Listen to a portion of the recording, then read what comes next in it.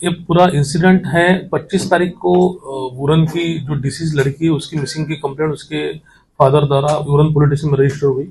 27 की मॉर्निंग को उसकी जब डेड बॉडी मिली तब FIR 300/2024 उरन पुलिस स्टेशन में रजिस्टर्ड हुआ।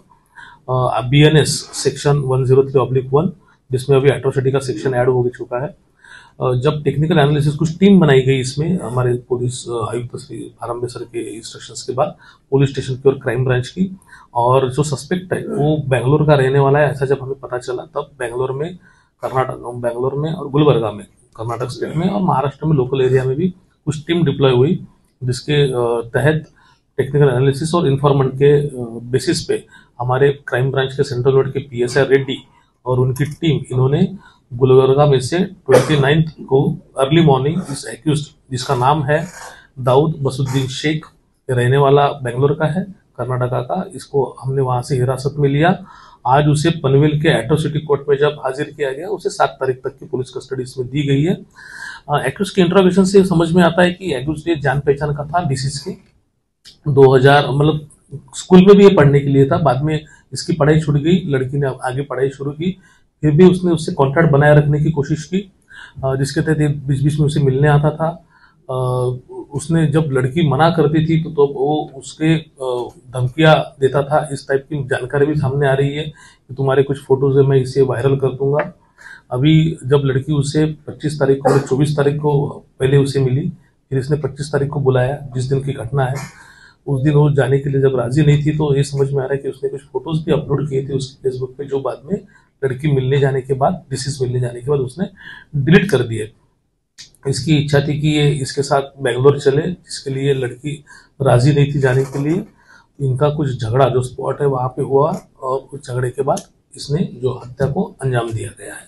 इस तरीके का पूरी जो वारदात है आई है सामने और एक्यूज को अभी हिरासत में लेके आगे का इन्वेस्टिगेशन उरन पुलिस स्टेशन कर रही है। हाल के दिनों में आया 2019 के इंसिडेंट के बाद जब दोबारा दाऊद शेख लड़की के संपर्क में आना चाहता था, उसी दरमियान क्या मोहसिन पिक्चर में आया, मोहसिन के जरिए यशस्वी तक दाऊद शेख दोबारा पहुंचा, मोहसिन से भी यशस्वी की क्या दोस्ती हो गई थी और ये दोस्ती किस हद तक थी, क्या मोहसिन के नाम पर दाऊद को एतराज था?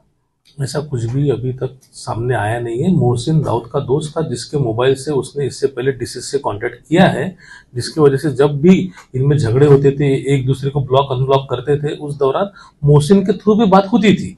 बट इसमें मोहसिन का ट्रायंगल है या और कुछ चीजें ये अभी तक हमारे इन्वेस्टिगेशन में सामने आई हुई नहीं है। शादी से इनकार करने की वजह क्या थी? नहीं, धर्म अलग था, जाति धर्म अलग था, ये एक वजह थी या फिर वो उसके काबिल नहीं था? कोई तो रीजन होगा। दाऊद ने इनिशियल लेवल पे ये चीज को बताई होगी मर्डर के ऊपर। उसने सिर्फ इतना ही बताया कि वो मैं उसे बोल रहा था मेरे साथ बेंगलोर चलो और जिसके लिए वो राजी नहीं थी, दैट्स इट। इतने उसने भी बताया। 2019 में दाऊद को गिरफ्तार किया था और रिलीज हुआ, उसके बाद वो चला तो सीक्वेंस वगैरह बता दें कि गिरफ्तार होने के बाद वो क्या कर रहा था क्या नहीं कर रहा था। ऐसा है कि जब वो बेल पे रिहा हुआ उसके बाद उसका कुछ एक्सीडेंट हुआ ऐसा उसका बोलना है, जिसमें उसका पैर फ्रैक्चर हो गया, उसके सर को लग गया और वो एकदम बेड रिडन था।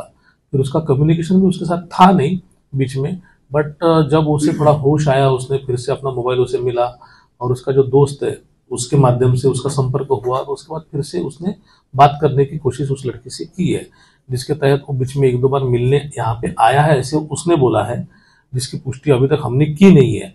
और मिलने आने के बाद फिर से जब इंसिडेंट हुआ उस दिन वो 23 तारीख को उसका बोलना है कि वो उसको 23 तारीख को आया, 24 को भी मिला और 25 को हत्या को अंजाम दिया गया। तो बेंगलोर रहने के बावजूद भी लगातार लड़की के कांटेक्ट में। अब कितना फ्रिक्वेंटली था ये तो नहीं बोल सकता, बट हाँ उसके हिसाब से जो उसने बोला है वो आया था मिला था, बट जिसका वेरिफिकेशन हम लोग हमारे तरफ से भी कर रहे हैं।